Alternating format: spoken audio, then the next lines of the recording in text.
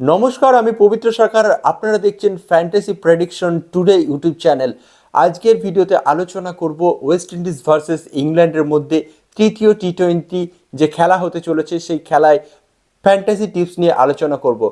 এই ভিডিওতে কিন্তু আলোচনা করা হবে কিভাবে আপনার টিম বানাবেন, আপনার প্লেইং ইলেভেন কী হতে চলেছে, পিচ রিপোর্ট কী হতে চলেছে, কোথায় ভেন্যু রয়েছে, ওয়েদার রিপোর্ট কেমন হবে, পাশাপাশি কার পারফরমেন্স কেমন রয়েছে, এই পিচে কার রেকর্ড ভালো রয়েছে, এই গ্রাউন্ডে কার রেকর্ড ভালো রয়েছে, সমস্ত কিছু কিন্তু বিস্তারিত আলোচনা করা হবে এই ভিডিওতে।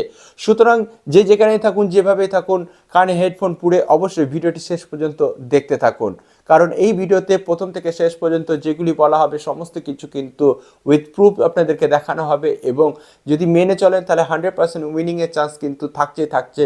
কারণ আমরা এখনও পর্যন্ত যা টিম বানিয়েছি তা কিন্তু উইনিংয়ের কাছাকাছি গিয়েছে, এবং উইনিং খুব তাড়াতাড়ি চলে আসবে বলে ধারণা করছি। তো বেশি কথা না বলে চলুন শুরু করা যাক আজকের ভিডিও। ওয়েস্ট ইন্ডিজ বনাম ইংল্যান্ডের মধ্যে তৃতীয় টি-20 ওডিআই হতে চলেছে, এবং যা হবে রবিবার 16ই ডিসেম্বর, অর্থাৎ আর মাত্র এই ভিডিও যখন পোস্ট হবে তার কিছুক্ষণের মধ্যেই কিন্তু খেলা শুরু হয়ে যাবে। অর্থাৎ রবিবার হতে চলেছে এই খেলা। ভারতীয় সময় কিন্তু হবে 11:30টার সময়। ভেন্যু হচ্ছে ওয়েস্ট ইন্ডিজ এবং ইংল্যান্ডের মধ্যে যে খেলা হতে চলেছে তা হচ্ছে national cricket stadium, saint George, West Indies. অর্থাৎ এটা ওয়েস্ট ইন্ডিজের কিন্তু হোম গ্রাউন্ড। এবং পিচ রিপোর্ট সম্পর্কে আলোচনা করব। এই পিচ রিপোর্ট কিন্তু সম্পূর্ণ রয়েছে ব্যাটিং পিচ রয়েছে। এখানে কিন্তু অ্যাভারেজ স্কোর যদি দেখা যায় 143, অর্থাৎ 143 থেকে 150 অর্থাৎ 60 পর্যন্ত যেতে পারে, এর বেশি কিন্তু স্কোর হবে না। তবে ব্যাটিং পিচ রয়েছে, বোলিংয়ের সহায়তা খুব কম রয়েছে এখানে। ব্যাটিং কিন্তু খুব ভালো পারফরমেন্স করতে পারবে। পরবর্তীতে পিচের ডিটেলস আমরা আলোচনা করব। আপাতত পিচ রিপোর্ট যেটা রয়েছে সেটা হচ্ছে ব্যাটিং পিচ রয়েছে। ওয়েদার রিপোর্ট যদি আলোচনা করি, কিন্তু ওয়েদার কিন্তু এখানে খুব ভালো রয়েছে। বৃষ্টির কিন্তু সেভাবে কোনো সম্ভাবনা এখনো পর্যন্ত নেই। সুতরাং ওয়েদার রিপোর্ট কিন্তু সুন্দর রয়েছে, ভালো রয়েছে ওয়েদার রিপোর্ট। এবার আলোচনা করব এই স্টেডিয়ামের রেকর্ড সম্পর্কে। এই স্টেডিয়ামে এখনো পর্যন্ত খেলা হয়েছে 9টি, এবং যার মধ্যে ব্যাটিং প্রথম করে জিতেছে 5বার, এবং ব্যাটিং দ্বিতীয় করে জিতেছে, বোলিং প্রথম করে জিতেছে কিন্তু 3বার। আর অ্যাভারেজ যে স্কোর রয়েছে তা কিন্তু রয়েছে 143, এবং অ্যাভারেজ সেকেন্ড ইনিংসের যে স্কোর তা রয়েছে 135। অর্থাৎ প্রথমে যারা ব্যাট করবে তারা কিন্তু টসে জিতে যদি ব্যাটিং নেয় তাহলে কিন্তু তারা বেনিফিট করবে, কারণ জেতার চান্স কিন্তু তাদেরই সব থেকে বেশি থাকবে। যারা সেকেন্ড ব্যাটিং করবে তাদের হেরে যাওয়ার চান্সটা সব থেকে বেশি রয়েছে, এবং ব্যাটিং ফার্স্ট করলে জেতার চান্সটা বেশি রয়েছে। লোয়েস্ট স্কোর রয়েছে কিন্তু 88 অল আউট, এবং হাইয়েস্ট চেজ কিন্তু রয়েছে 161, অর্থাৎ চেজ করার যেটা সেটাও কিন্তু ভালো রয়েছে। 161 রানের চেজ কিন্তু একবার হয়েছে, এবং লোয়েস্ট ডিফেন্স যেটা করেছে সেটা হচ্ছে 95, অর্থাৎ সব থেকে কম রান, এবং সেটাকেও কিন্তু হারিয়ে দিয়েছে কোনো একটা টিমকে, সেটা হচ্ছে 95 ফর 7 উইকেট। ভালো পিচ রয়েছে এক কথায়। এবার আলোচনা করব head to head. West Indies বনাম ইংল্যান্ডের মধ্যে যে হেড টু হেড রয়েছে সেই হেড টু হেড নিয়ে আলোচনা করব। এখনও পর্যন্ত এই ইংল্যান্ড এবং ওয়েস্ট ইন্ডিজের মধ্যে যতবার মোকাবেলা হয়েছে তার মধ্যে 15বার জিতেছে ওয়েস্ট ইন্ডিজ, এবং 10বার জিতেছে কিন্তু ইংল্যান্ড। এবং লাস্ট যদি পারফরমেন্সটা দেখি তাহলে কিন্তু ওয়েস্ট ইন্ডিজ লাস্টে সব থেকে বেশি জিতেছে। একটা ম্যাচে কিন্তু লাস্ট 5টা ম্যাচে কিন্তু একটা ম্যাচ হেরেছে, এবং বাকি সমস্ত ম্যাচ কিন্তু জিতে আসছে।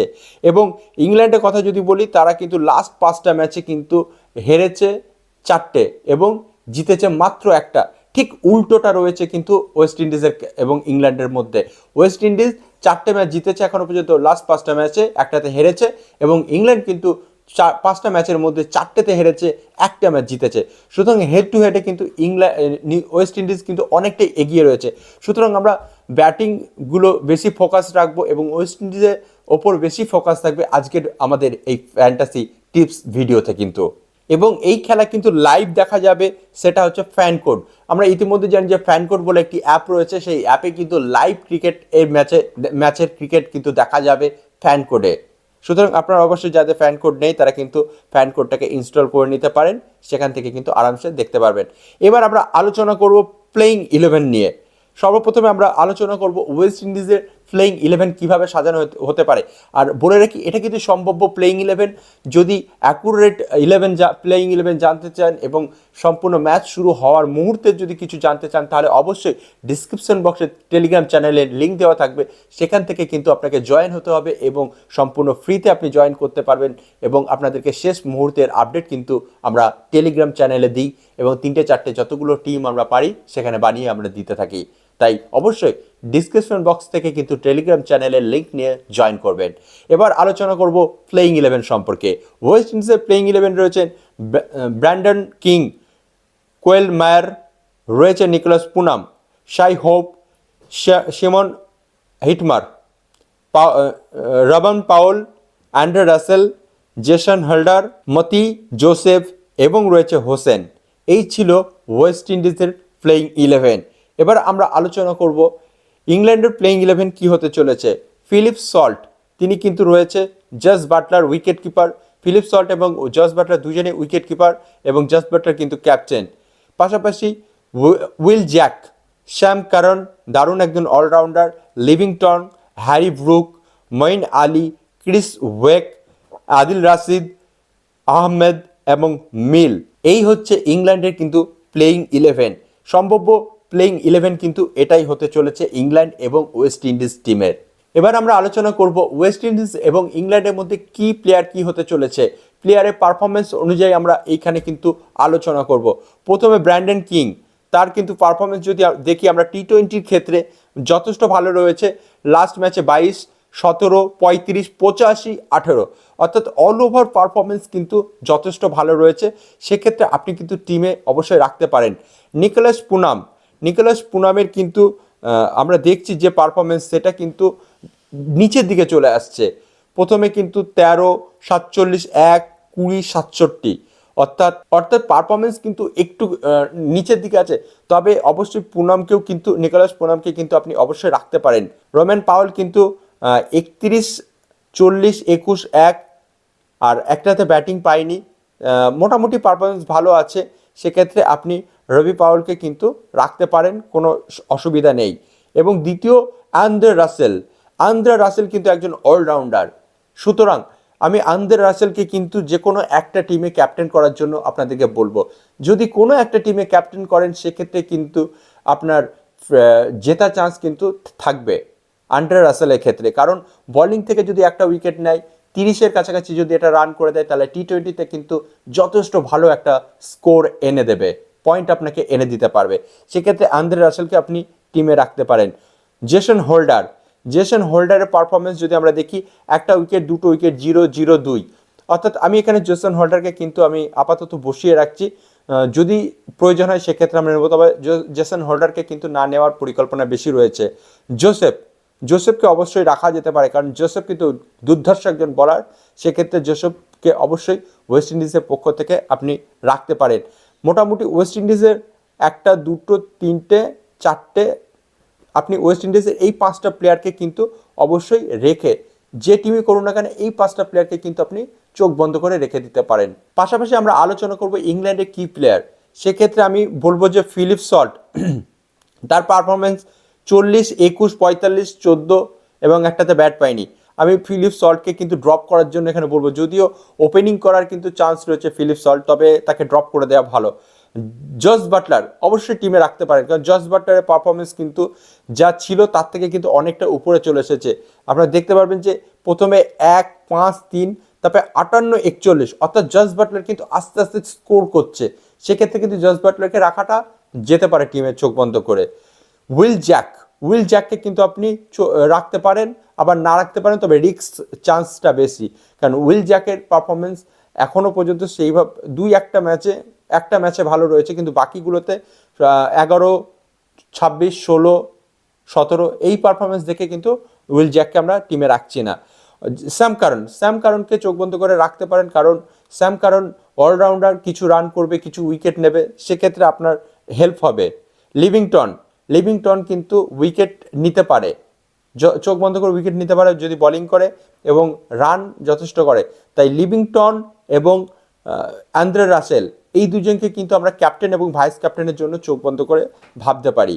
ক্রিস ওয়েক তার পারফরমেন্স কিন্তু যথেষ্ট ভালো রয়েছে, উইকেট আছে এবং পাশাপাশি রান করছে, উইকেট পাচ্ছে।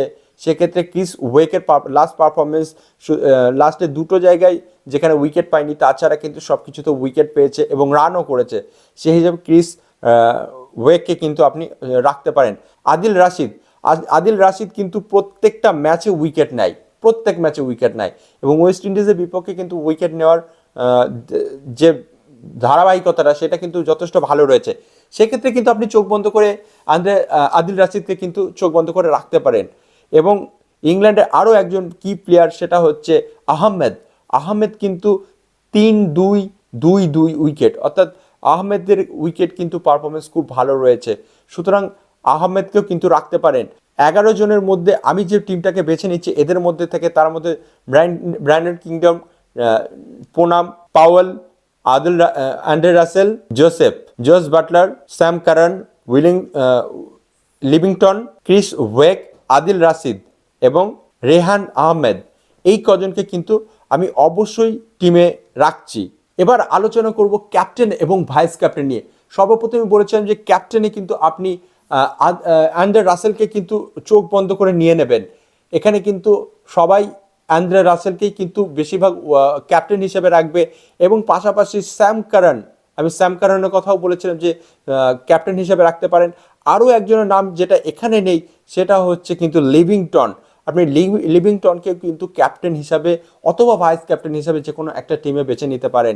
পাশাপাশি জস বাটলারকেও কিন্তু ক্যাপ্টেন অথবা ভাইস ক্যাপ্টেন যে কোনো একজনের মধ্যে নিতে পারেন। তবে সল্টকে আমি টোটালি এই টিম থেকে আউট করে দিচ্ছি। সল্ট পারফরমেন্স করবে না চোখ বন্ধ করে। সেই হিসেবে আপনি সল্টকে বাদ দিয়ে আপনি এই কজনের মধ্যে যে কোনো, পাওয়েলকেও আপনি বাদ দিয়ে দিতে পারেন। ক্যাপ্টেন ভাইস ক্যাপ্টেন টিমে রাখুন, তবে ক্যাপ্টেন ভাইস ক্যাপ্টেনের থেকে আপনি বাদ দিন। পুনামকে কিন্তু আপনি ক্যাপ্টেন অথবা ভাইস ক্যাপ্টেন করতে পারেন। যদি দুটো তিনটে টিম বানান তাহলে এদের মধ্যে কাউকে অল্টারনেটিভ করে ক্যাপ্টেন ভাইস ক্যাপ্টেন করতে পারেন চোখ বন্ধ করে। এবার আলোচনা করব আমাদের সব থেকে আকর্ষণীয় এবং লাস্ট টপিক, যেটা হচ্ছে আমরা টিমে কাকে কাকে রাখতে চলেছি। প্রথম আমরা টিমে রাখতে চলেছি ব্র্যান্ডন কিংকে এবং পাশাপাশি সল্টকে আমরা এখানে রাখবো না, আমরা জস বাটলারকে রাখবো ইংল্যান্ডের পক্ষ থেকে। দ্বিতীয় আমরা রাখবো নিকোলাস পুনাম, তিনজন হলো। এবং পাশাপাশি হিটমারকে আপনি রাখতে পারেন, রামান পাওয়েলকে এবং অ্যান্ড্রে রাসেল এবং জোসেফ। তাহলে আপনার ওয়েস্ট ইন্ডিজের পক্ষ থেকে 6 জন এবং ইংল্যান্ডের পক্ষ থেকে স্যাম কারান, লিভিংটন এবং পাশাপাশি ক্রিস ওয়েক, এই 5 জনকে, অর্থাৎ এই হচ্ছে 11 জন যাদেরকে আপনি রাখতে পারেন।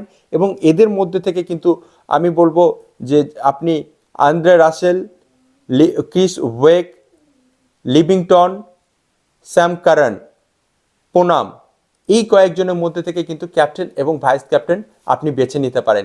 সেক্ষেত্রে কিন্তু আপনার ভালো একটা স্কোর আসার কিন্তু চান্স রয়েছে। তাই এইভাবে আপনি যদি টিম বানান, আপনার টিম কিন্তু অবশ্যই র্যাঙ্ক করবে এবং ভালো একটা উইনিং এনে দিতে পারবে। বা যে কোনো ফ্যান্টাসি হোক না কেন, এই ট্রিক্স যদি আপনি কাজে লাগান তাহলে কিন্তু আপনার খুব ভালো একটা টিম হতে চলেছে, এটা আমি আশা রাখতে পারি। তবে এই ভিডিওতে এই পর্যন্তই ছিল আজকের আলোচনা।